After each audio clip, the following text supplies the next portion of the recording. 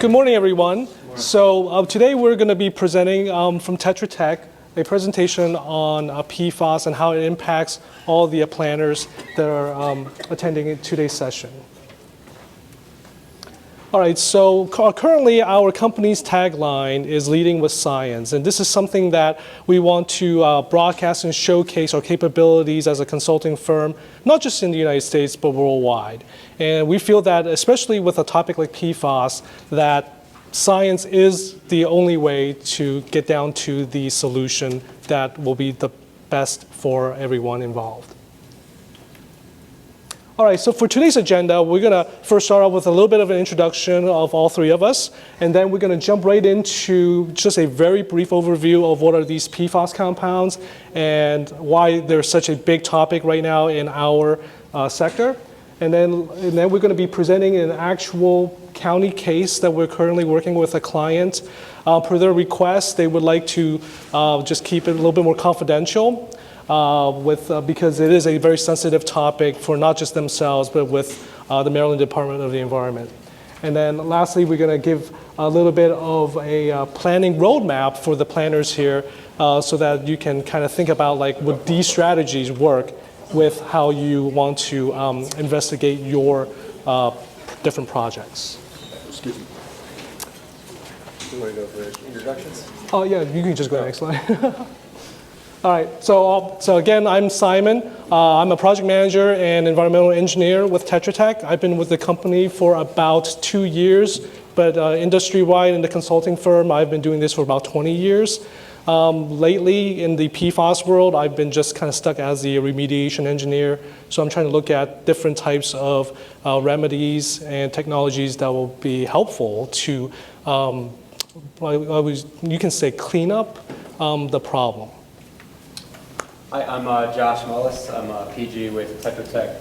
I worked for Tetra Tech for about 11 years, mainly as a field operations lead and now as a project manager, working on a lot of the boots to the ground items for all of these jobs.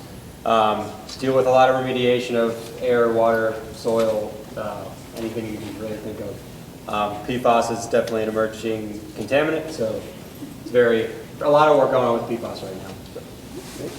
Hi, I'm Debbie Hoffman. I'm with Tetra Tech for about 5 years now. I work mostly on the project controls side of our projects, but I also do attend a lot of the community meetings, conferences to try to hear what some of the issues are that companies and governments are facing so that we know how to connect with them to bring solutions, and also so that we know what we should be addressing in the future to help planning. All right, so for those who do not know what these PFAS compounds are, so according to the CDC, just definitionally, PFAS is defined as per and polyfluoroalkyl substances. They're just a group of chemicals that are used to make these special products that have this very nice coating that is basically inert against most other chemicals. And so because of these chemical properties, this is a product that is fantastic, I think, in terms of improving our lives here for the last 80 or so years. However, as science has caught up with knowing more about these constituents, they are now causing a big problem in the environmental world. And so the reasons why is, first of all, we now know that these man-made chemicals do not break down in the environment. So once they're made, they're kind of being present all over the place. And for those who do like laboratory testing, they can find this stuff everywhere, like even in our sewers and not just like the watersheds or the soil, for example, of your construction sites. The other thing that is of concern is that these compounds have the ability to migrate both vertically and horizontally across the different media. And so what that means is that, for example, if you accidentally spill some of these PFAS compounds on this grassy field here, in due time, this chemical will get down to the groundwater and then later on also perhaps spreading towards, let's say, the bay and other areas, depending on the magnitude of your concentration and volume. The other item here is that these compounds have the ability to basically be stuck in wildlife and fish. And so if you think about kind of the chain of the biology of things, so we eat plants and animals, but then if they consume these things out in the wild that may have had all this PFAS contamination, we're ingesting this stuff as well. And so this is a big issue from a human health side, and that kind of leads to the last point here, is that even though we don't know that much today in the scientific world about the human health effects, there are some studies that are showing a little bit more of I would say more of a concern. I don't want to scare everybody here today, but there may be some impacts of cancer and other types of things in due time. The other thing too is this last part in the last bullet here is that the US EPA has issued a lot of guidance recently in trying to help us understand and better evaluate the data for PFAS, but they haven't really published anything that is set. And what that means is that we're always kind of chasing after a certain criteria, and because of that, it's very hard to even give a good presentation on the existing condition. For example, you may feel like, oh, PFAS last year wasn't really a problem, but then because EPA's regulations changed this year, all of a sudden it is a problem. And so when you try to tell your clients we just built a new parking lot at your facility, but now the soil underneath is an issue, what are you going to do about it? So that has now obviously caused a lot of heartache in the community and probably for the planning community as well. Yes, sir. Can you give some examples of what PFAS might be on?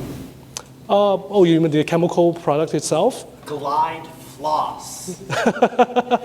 Yes. So. Glide floss. Yeah. Literally, you rub it between your teeth, and if your teeth bleed from floss, you have PFAS in you. Yes, anything that's kind of slippery. So this fluoropolymer coating, like your nonstick cookware, for example, that has PFAS on it. Containers. Styrofoam containers, definitely Teflon. Like water repellent things.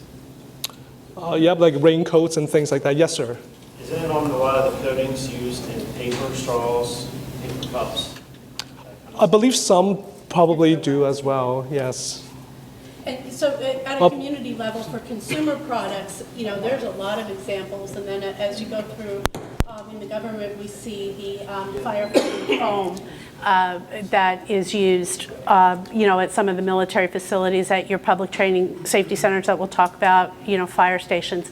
And we're working towards alternatives to these things, but part of the problem is what's already in the environment hasn't broken down. Have there been any studies at concentration levels that determine effect? Like some of this you were saying about the dental floss and all like that. Have there been studies that determine what the danger is and all like that at this point? Yeah, I would say so, yes. In terms of specific studies, like let's say what a non-stick frying pan, how that impacts you, for example, like if you use it for 5 years or 10 years. I don't think we have gotten to that point yet in terms of those kind of studies.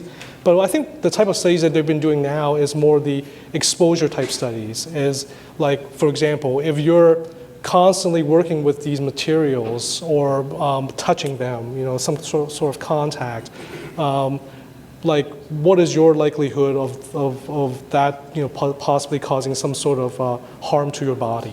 Mm-hmm. Those are the type of studies that they're looking at. I mean, I don't think they've gone to the human trials yet. I think most of them are with rats and those kind of things. Right. It should be noted as T was saying. So it's more ingestion related rather than like a dermal contact type of thing. So even if it touches your skin, that doesn't mean it's going to absorb into your skin. It's more of a. So he would give up the example of flossing your teeth and you bleeding and then that getting into your blood. So that would be an ingestion pathway. I'd say the EPA has a lot of different documentation on a lot of these different things, but as Simon was saying, this is constantly changing. We do reports on this all the time, and we constantly have to check EPA guidance for regional screening levels and things like that to make sure that they're still the same they were 2 months ago. So there are criteria that have been set as a guidance, but no one is hard and fast saying this is the number. So that you kind of have to go at it at a here's the guidance, let's go by the guidance. But there hasn't been a hard and fast rule. Expanding on that though, I'm hearing about the quantities and all that, but I haven't heard anything about what are the potential effects to humans. In other words, is it a carcinogen? Does it make your arm fall off? I mean, does anybody know what the potential effects are if, no matter what the contamination or ingestion rate is? Yeah, I don't think the EPA has published anything to that extent at the moment.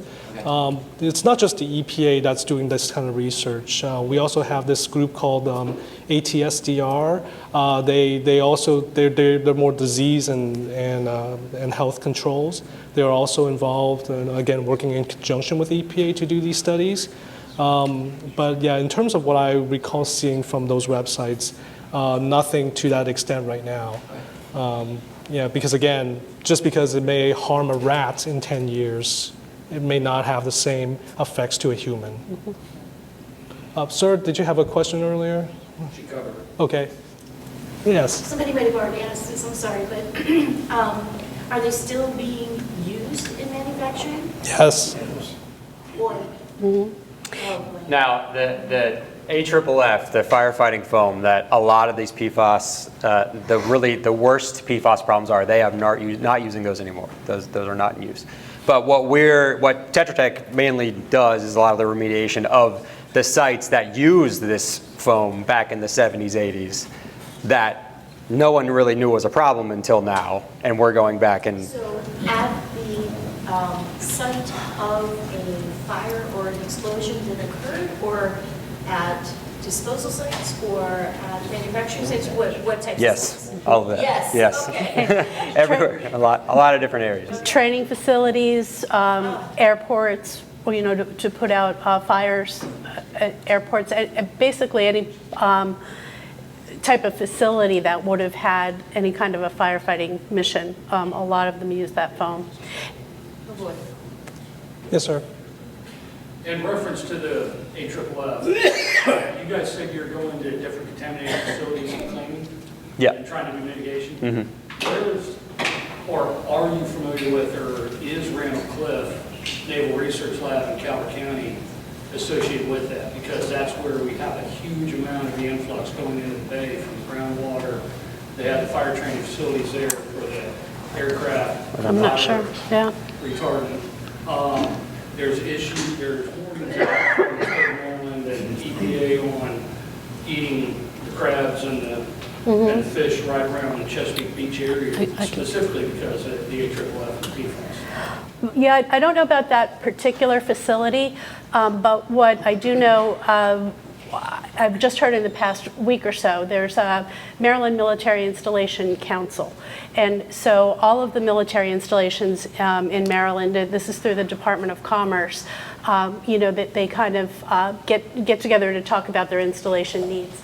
One of the things that I think the Air Force bases here in Maryland are going to do in the near future, maybe even the second quarter of the calendar year, is to kind of bring this remediation effort at the particular Air Force bases here in Maryland in line with EPA and the Washington Suburban Sanitary Commission. Because one of the things that's happening, and I don't want to derail this, but one of the things that's happening is that the military base or DoD will be performing according to certain guidelines when they release water, but then that goes downstream, and the Washington Suburban Sanitary Commission guidelines might be different, and then it goes out farther, and then it's not meeting EPA guidelines. So I'm not sure about that particular facility, but I know the Air Force as a whole in Maryland is trying to look at this a little bit more comprehensively and stay in step with what EPA is saying. And like Simon and Josh said, those regulations change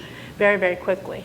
And we do have some resources at the end of the slides too, so that you can see where to get additional information on all this. And the MDE has done studies around areas that they would think would be a potential source. So like one of the clients that we have, they were notified because of it was in the drinking water well, one of the production wells that MDE went around and sampled for this compound. So there are existing studies done by MDE that's available online. The one you said doesn't ring a bell to me, but that doesn't mean it doesn't exist. So we can certainly point you toward the right direction to find that documentation.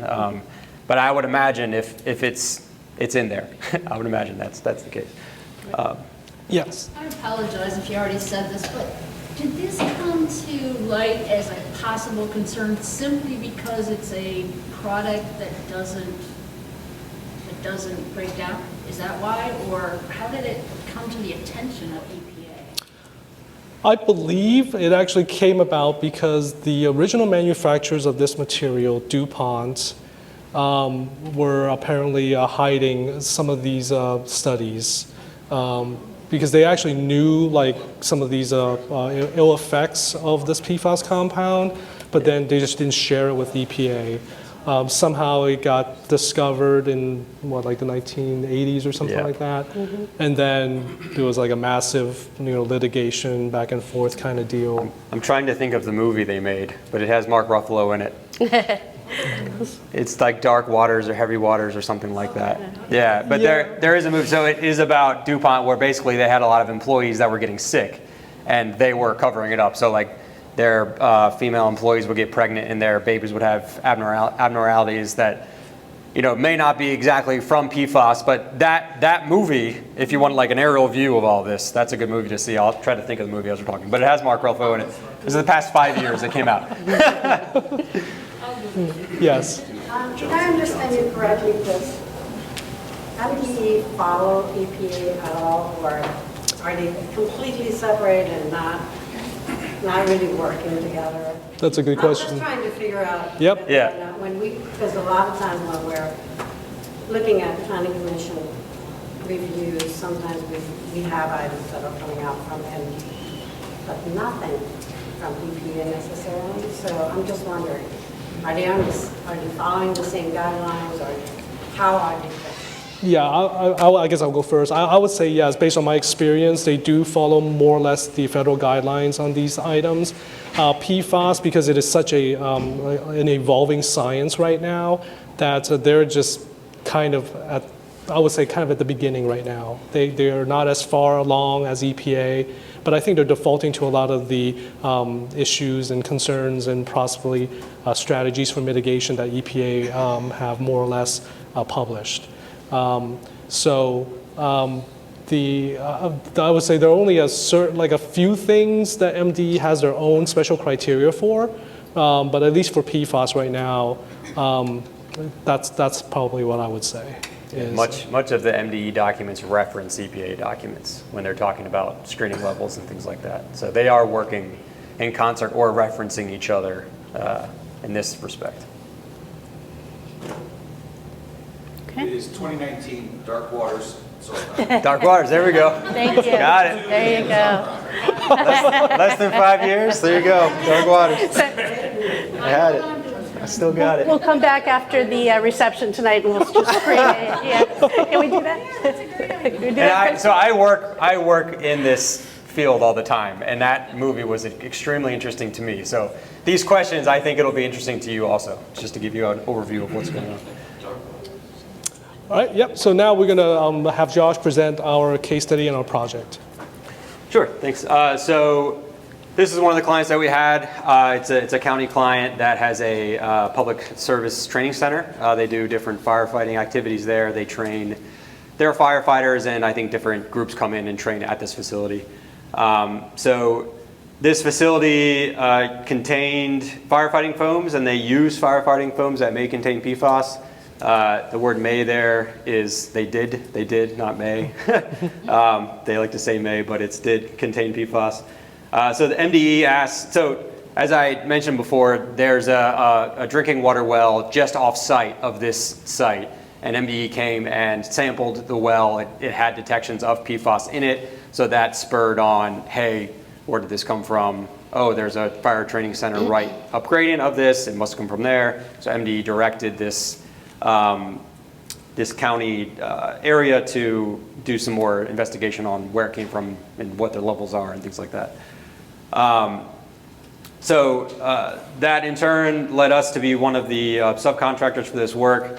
We went and collected soil and groundwater samples within this training area facility. We installed 2 permanent monitoring wells and 4 piezometers, all of them shallow above the bedrock. At this specific location, there's bedrock around 30 to 40 feet, so there's a pretty good confining layer, unless you have different hydrogeology going on. But that was the first really what is going on at this site. Let's put in some monitoring wells, let's sample the concrete, let's sample the soil, see what levels that we actually have at this site. And in in their head, they also were planning to do new construction at this site. So in the back of their head, they knew they needed to figure out this PFAS problem, but they also wanted to get some construction done where they knew they would dig up the soil, they'd remove the concrete, and they'd put new buildings in the spot. So, and it also included a stormwater pond retrofit and expansion. So that's just the... Did that retrofit involve putting impervious liner in the bottom of the pond? So that, the retrofit has not yet happened, but Will it will, yes. So that, yes. Yes, Yes. yes. I'm just curious. Yeah, it's we're both looking at each other smiling because it's a very complex, fluid thing. Yeah, but that, yes. Okay, so in March 2022, we did this first initial PFAS investigation I was talking about. Soil, shallow groundwater, and concrete samples were collected. The soil and concrete results ranged from non-detect to elevated detections, but they were below the industrial screening levels. The groundwater results showed concentrations above EPA regional screening levels. So what this really tells you from a bird's eye view is that there was some sort of release at this site. It may not have happened all the time, but it eventually percolated into the groundwater and followed the groundwater plume, and it didn't really stick to the soil or the concrete very well at the levels that are above any sort of industrial screening levels, which again change all the time. So after those results were made known, we recommended a remedial investigation to delineate the extent of the soil and groundwater contamination. So basically at that point, we knew there was a problem there. So at this point, it's, what are you going to do to fix it? How do you remediate it, or, do things to make sure that contamination doesn't go off site?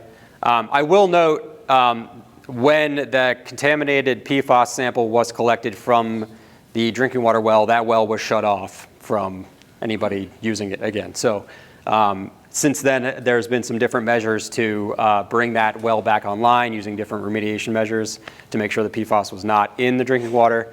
But that well was shut down for, I'd say, probably more than a year. And it was through MDE approval it was remediated and put back online.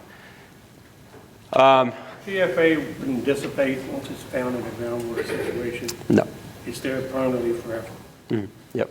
Yeah, these compounds do not break down. So once it's there, it's there. So there are different ways of stripping it out of where it is. And then a big disposal method used to be incineration. Again, you can landfill and you can incinerate. There are different levels that the EPA used to accept for the incineration. I think the DOD has since said.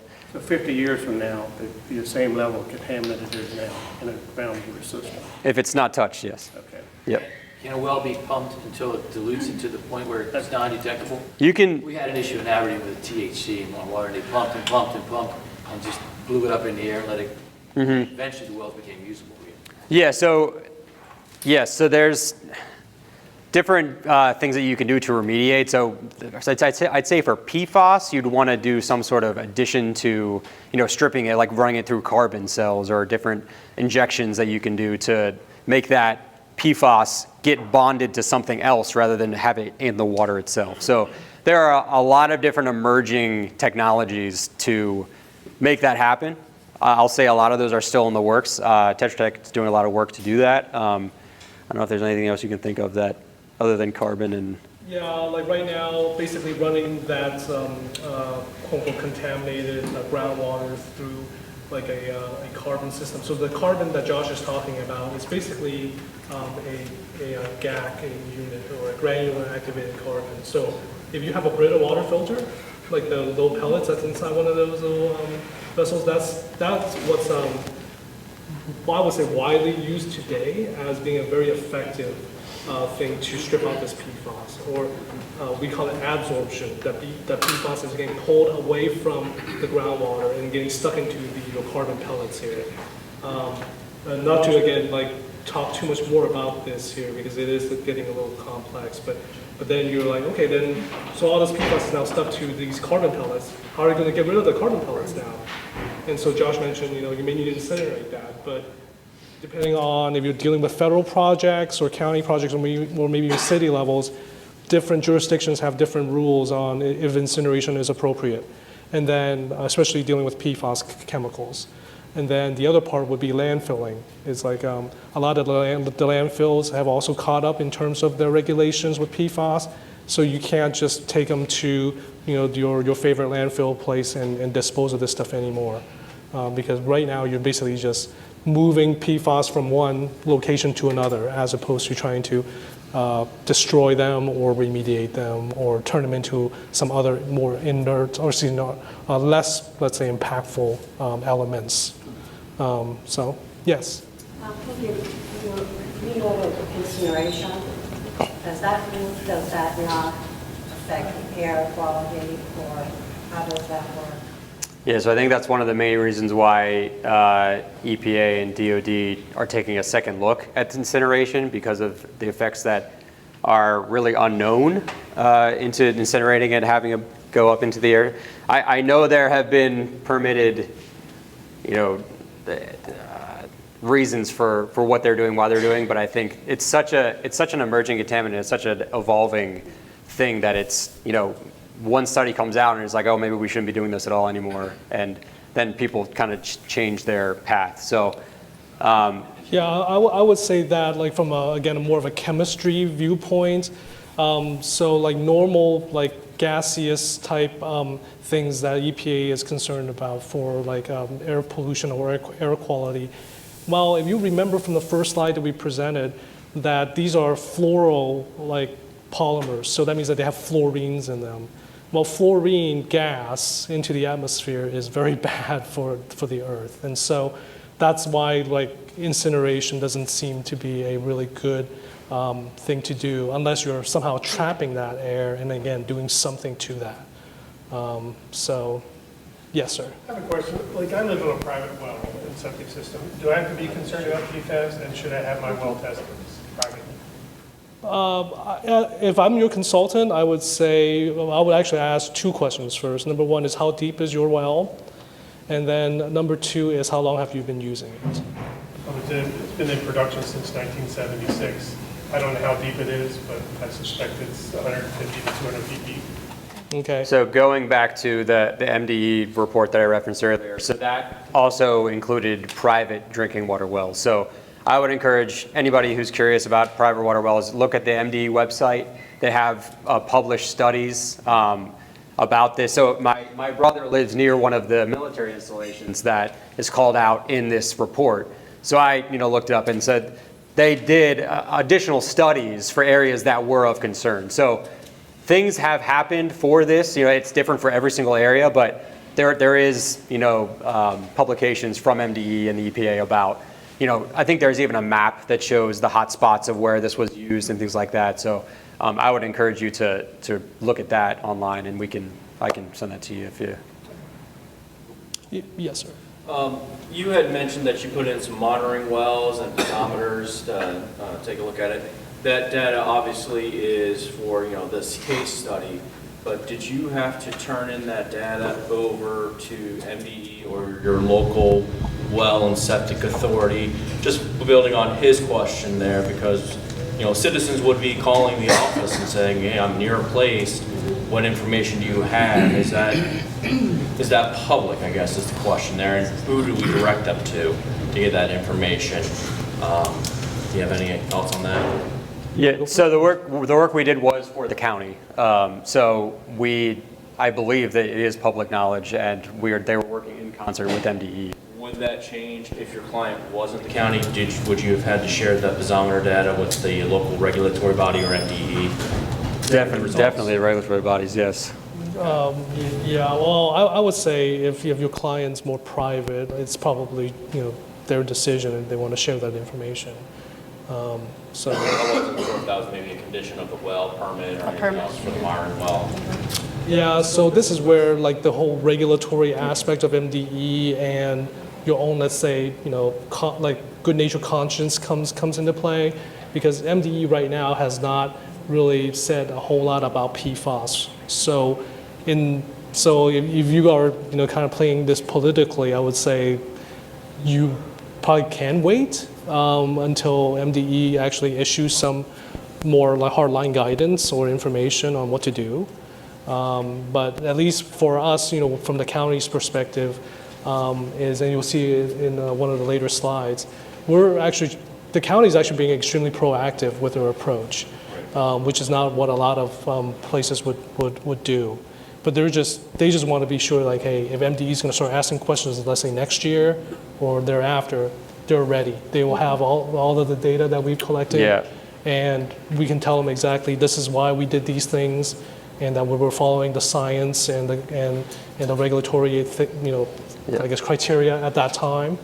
Yeah, and like I said, like my friend in the back there, I see customers calling over to the offices, what information do you have to share, and you never want to give them the bureaucratic two-step. But right. Yeah, there's no real answer as who has all this information at this point. And at the end, if we don't have time to cover it, there's a link.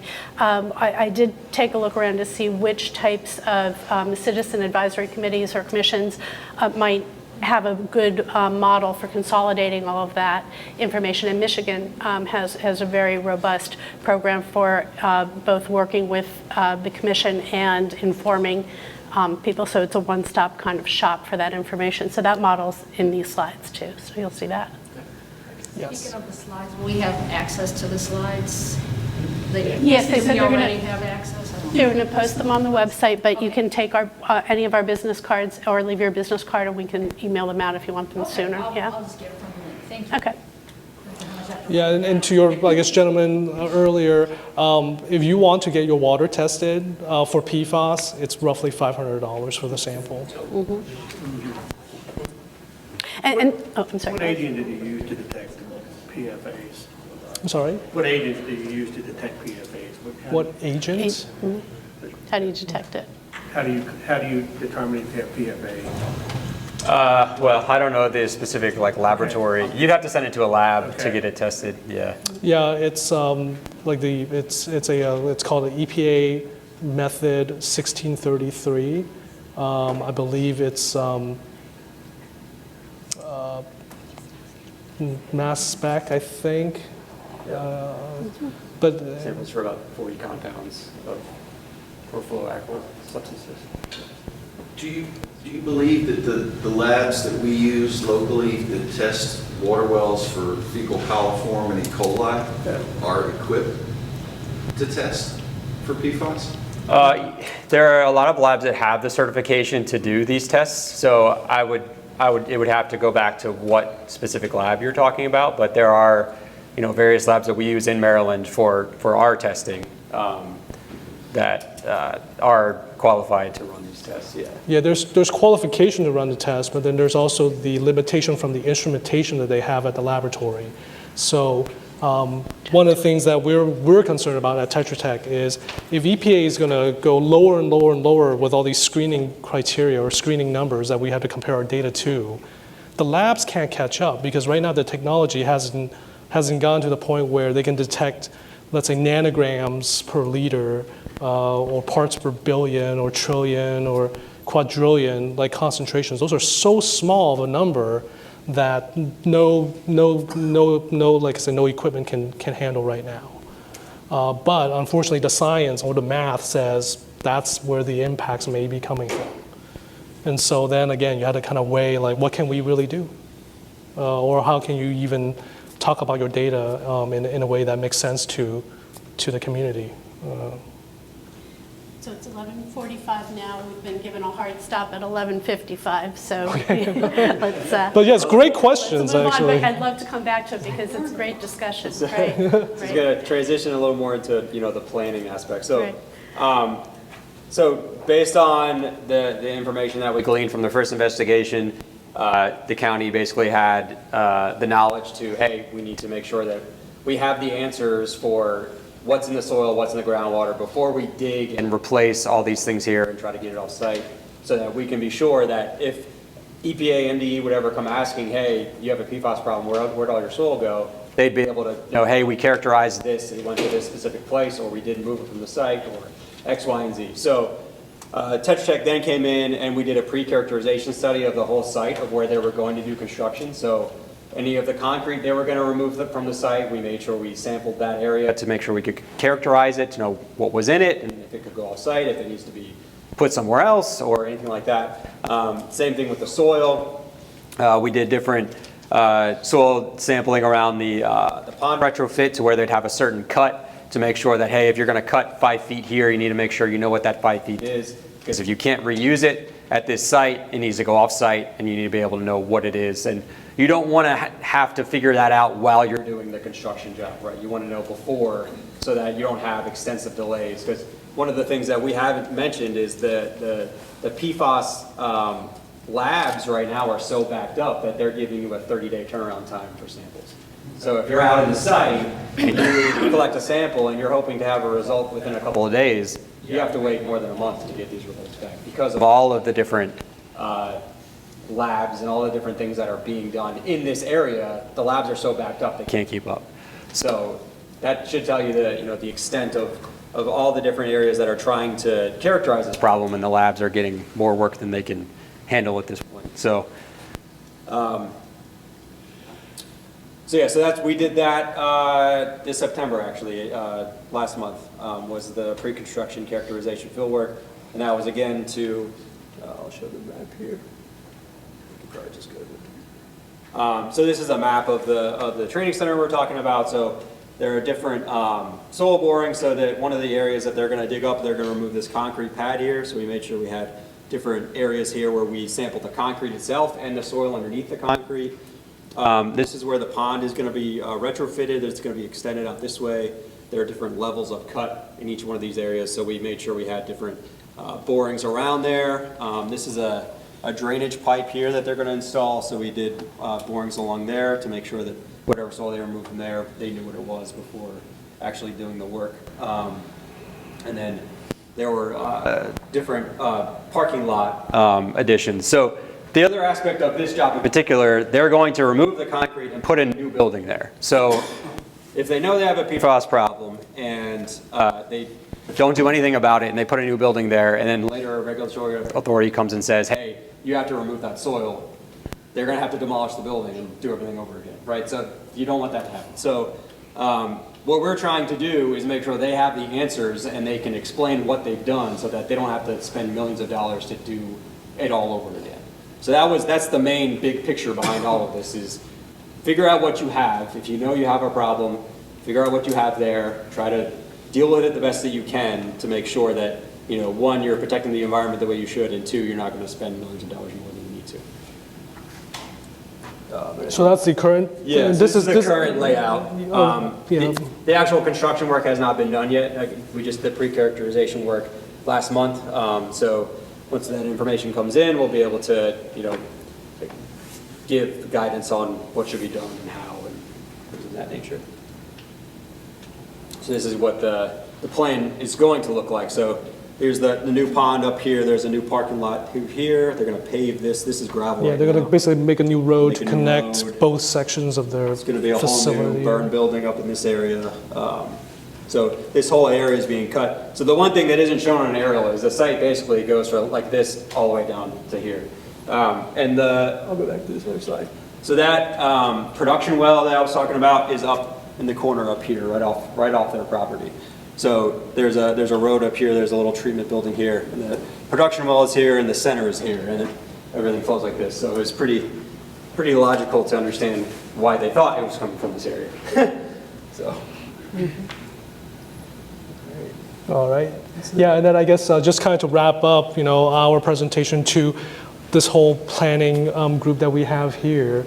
So as you heard from our talk today, you really shouldn't ignore this whole PFAS problem anymore, and hopefully that we can do a little bit more, assessment and due diligence, which just means you have to do some initial research about is this site or this area that you guys are doing any community planning or design or construction have potential PFAS issues here. Then the second thing is that what Josh and I have learned is, especially with the project with the county, we are in constant communication with them so that we're not doing something that they don't want, but in addition, they need to heed our advice on the environmental side for PFAS.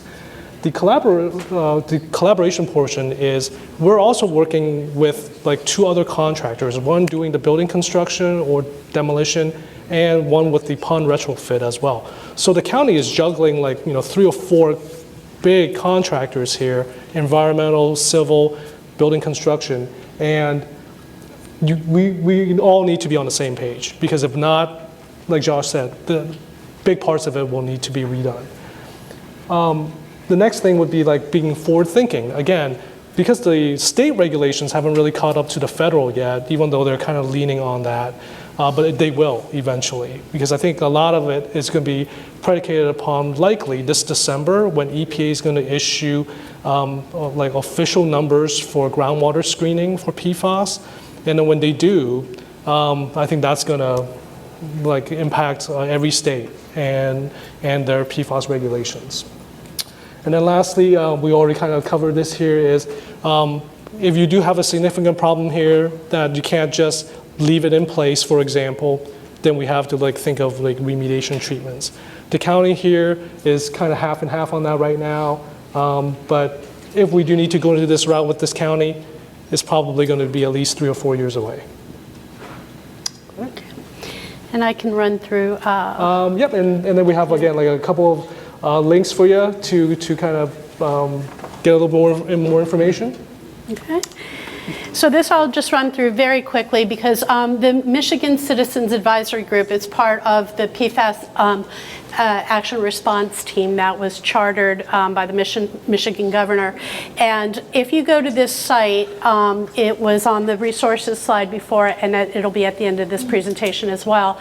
You'll see that they really do have quite a bit of information that they're trying to create awareness for the public, so that a lot of the questions that you've been asking here today, they've tried to compile these resources so that citizens can become aware and can try to take action.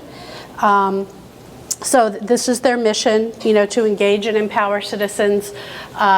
They hold community forums, they provide outreach, and then they provide resources on this site. And it's just a good site to take a look at to see what might be available. Here is, there were some questions about this. This is an example of a PDF that they have on their website that a community can take and modify it with their own information and use it for handouts, for meetings, so that people can become more aware in the communities. They discuss well sampling. They might even have a credit for well sampling, I'm not sure. It shows you where to get videos. So, as community planners, we can pull this type of information together and distribute it. We heard earlier today that sometimes it's tough to get people to come to meetings, but sometimes, a resource like this will be a little more, easy to digest. And then this is the second half. So this is where they're talking about what the current standards are for Michigan.